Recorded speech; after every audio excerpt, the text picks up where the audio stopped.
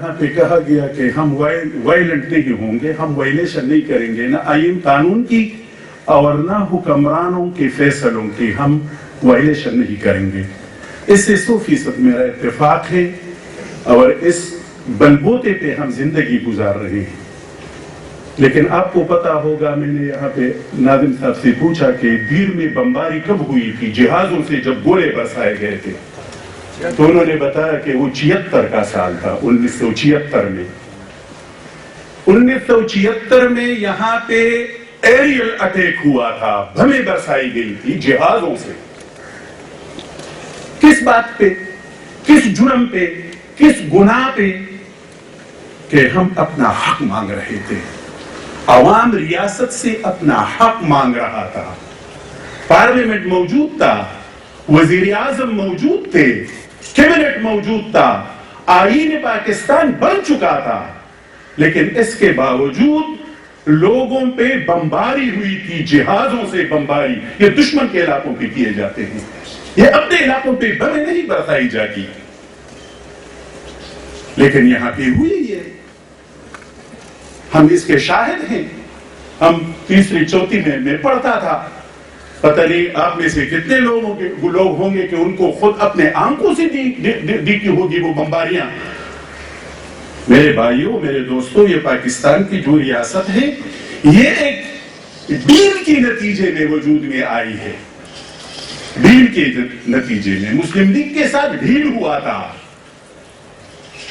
کانگریس کے ساتھ ڈیل ہوا تھا۔ 1935 کا ایکٹ ابھی تک نافذ ہے اس پاک سرزمین پر، 1935 کا ایکٹ، حالانکہ پاکستان بنا ہے 1947 میں۔ سوات شامل ہوا 1969 میں، دین کب شامل ہوا؟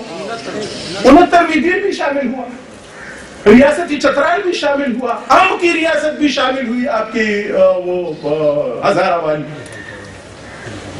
اس طرح اور بھی ریاستیں ہوں گے، لیکن یہ ریاستیں بعد میں شامل ہوئی اور پاکستان بھی بعد میں شامل ہو 1935 ایکٹ کے بعد، لیکن قوانین یہاں پہ 1935 کے نافذ ہیں۔ ہمارے یہاں ملاکڑ میں ایک مسئلہ ہے چونی کا، فوجی چونی کا۔ مجھے یاد ہے کہ فوجی چونی میں ہم جایا کرتے تھے، اس میں اب تک ہماری ڈی سی او کا دفتر ہے، ابھی ڈپٹی کمشنر بولتے، پہلے وہ ڈی سی کہتے تھے، اس سے پہلے پولیٹیکل ایجنٹ کہتے تھے، اس کا دفتر، اس کی رہائش ادھر قلعہ کے اندر ہے۔ ہماری ایریگیشن کا ایکسیم قلعہ کے اندر رہتا تھا، ہمارے ایڈیشنل سیشن جج قلعہ کے اندر رہتا تھا، بہت سارے لوگوں کی پرائیویٹ گھریں ہوتی تھی ادھر، لیکن فوج کے ساتھی آئے، فوج کے لوگ آئے اور انہوں نے انہیں قبضہ جما لیا۔ غلام فاروق خان ہمارے پولیٹیکل ایجنٹ ہوا کرتے تھے، انہوں نے کہا کہ اب ڈیری جولاگرام کے قوانین سے کہیں کہ وہ عدالت میں جائے اور ان کے خلاف ریٹ کرے، ان کے خلاف دعویٰ کرے۔ تو ہمارے ڈیری جولاگرام کے جو قوانین ہیں، یہ ہمارے سلیم اللہ خان صاحب کے رشتہ دار ہیں سارے، تو ان کے بڑے سارے گئے اور عدالت میں درخواست جمع کی کہ یہ ہمارا پراپرٹی ہے، ہماری جائیداد ہے، اور ان کو چھاؤنی میں تبدیل کیا جا رہا ہے، لوگوں کو بے دخل کیا جا رہا ہے، لوگوں کو ادھر ٹائلٹ بنانے کی اجازت نہیں ہے، دروازہ تبدیل کرنے کی اجازت نہیں ہے، بیٹھک بنانے کی اجازت نہیں ہے۔ آپ کو پتہ ہے کہ ہمارے لاگ ڈویژن اور لاگ ڈویژن کی کیا بولتے ہیں فوجی لوگ، اس کے لاگ ڈویژن، انہوں نے کہا کہ یہ ہمارا کنکڑ ایریا ہے، یہ انگریزوں نے قبضہ کر کے ہمیں حوالہ کیا ہے۔ ہم نے قاضی صاحب کو وہ کاغذات دیے، قاضی صاحب نے سینٹ میں پھر اعلان کیا کہ کنکڑ تو سارا ہندوستان تھا، سارا ہندوستان انگریز آیا اور پورے ہندوستان پر قابض ہو گیا، تو پھر ملاکڑ کے گاؤں پہ کیونکہ آپ کی جو موروثیت ہے وہ تو پورے ہندوستان کی ہے۔ پھر یہ کیا بات کر رہے ہیں؟ میری گزارش یہ ہے میرے دوستوں، میرے بھائیوں، کہ ریاست اور عوام، اس کے درمیان ایک بہت بڑا برد ہے، بہت بڑا دیوار ہے اس کے درمیان، اس کے اپنے مفادات ہیں۔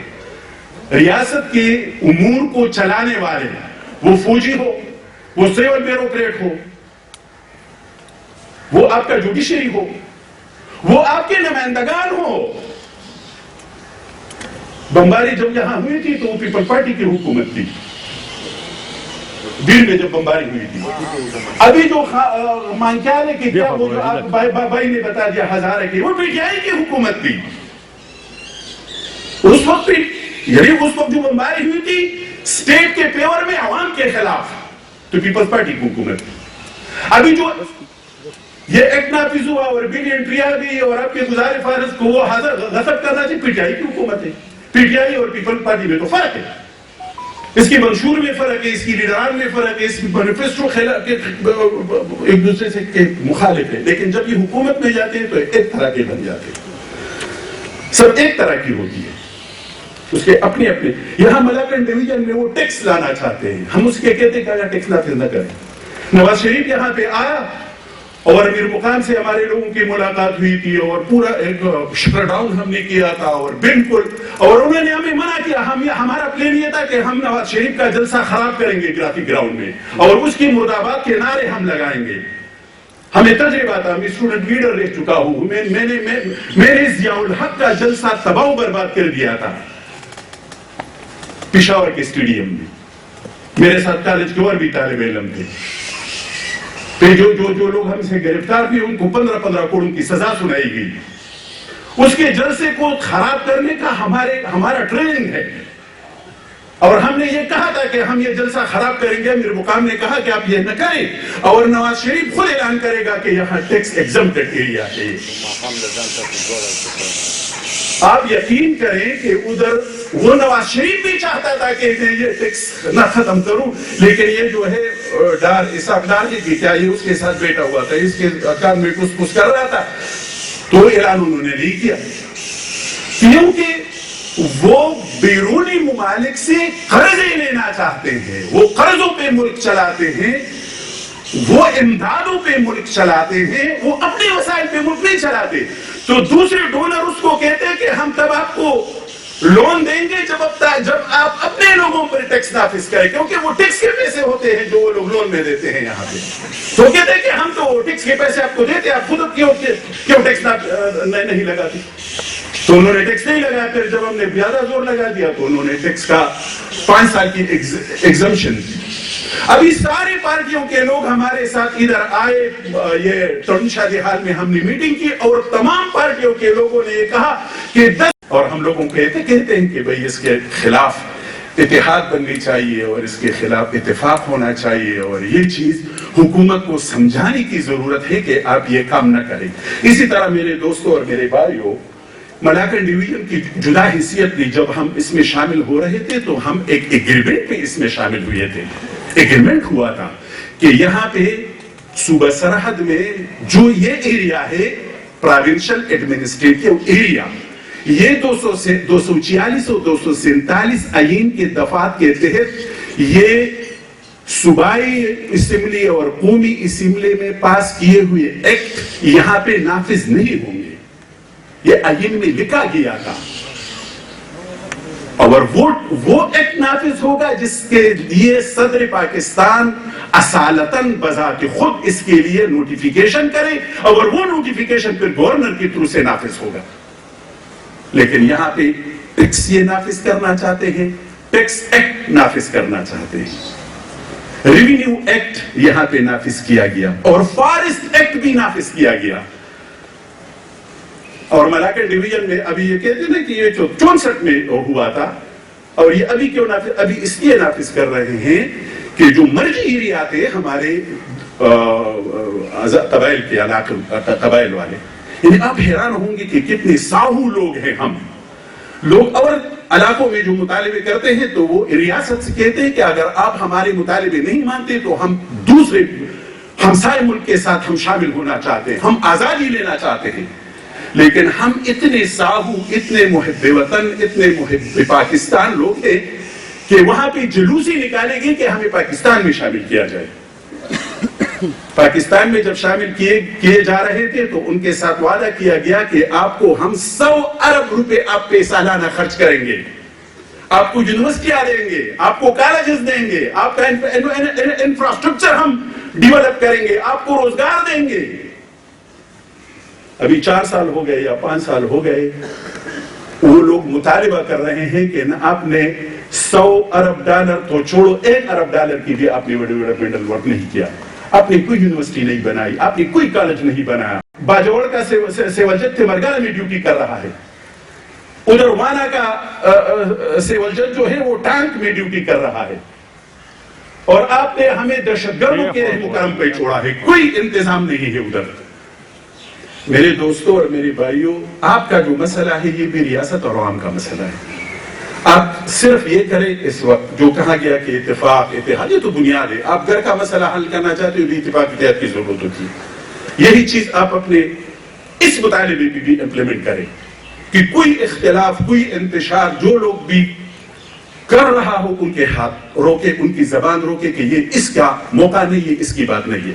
ہم یہ مسئلہ حل کریں تو پھر بعد میں اپنے مسئلے حل کریں گے۔ جو بھی آدمی اس وقت اپنے اختلافات کا بات کرے گا وہ آپ کا دشمن ہوگا۔ دوسری بات یہ ہوگی کہ جس طرح کہا گیا کہ کمیٹیاں بنائیں، میں اس کو انڈورس کرتا ہوں اور میں آپ کے ساتھ ہوں گا۔ آپ جہاں بھی چاہیں میری خدمات ہوں گے، انشاءاللہ میں حاضر ہوں گا۔ میرے دوست، میرے بھائی، وہ بھی حاضر ہوں گے۔ وہاں پہ جو کام پریکٹیکلی وہ کر رہا ہو، فزیکلی وہ جو کر رہا ہو، یا وہ ایرکٹ کر رہا ہو، بورڈ ایرکٹ کر رہا ہو، وہ جو پیٹے ویتے لگا رہے ہو، اس کو نہ چھوڑے، بالکل قطعاً نہ چھوڑے، قطعاً نہ چھوڑے اس چیز۔ جو بھی فارسٹ افسر، جو بھی ڈپٹی کمشنر، جو بھی اے سی، بڑی ڈی سی آتا، وہ اس کے اپنے مفاد ہوتے ہیں، اس ریاست کے ساتھ ان کی مفاد ہے۔ وہ پتہ نہیں 200 یونٹ بجلی لیو، 1.5 لکھ روپے تنخواہ لیو،